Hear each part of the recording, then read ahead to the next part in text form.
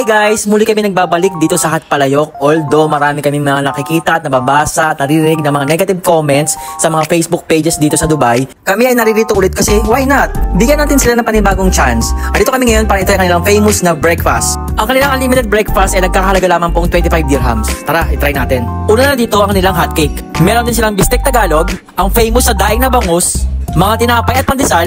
Meron din silang pork and beans na hindi naman ako kumakain. Meron din silang chicken macaroni soup, ang nagpasaya sa akin na all-time favorite na arroz caldo. At syempre, hindi mawawala sa ating mga Pilipino sa almusal ang itlog at fried rice. At ayun na nga, syempre, simulan na namin ang pagkain. Although tama po kayo, hindi po ganun siya karami na mga variety ng food choices nila dito o compare sa other restaurants. Pero para sa amin, sakto lang. Okay naman siya sa halagang 25 dirhams. Pero talagang nagpasaya sa amin ang napakalambot na kanilang pandesal. Sakto ang butter nito sa napakainit ng pandesal at sinamahan pa ng itlog. Ito talaga ang favorite ko dito. Meron din po pala silang mga salad, fruits at saka mga sweets. May Andy coffee din pala dito. Salamat po!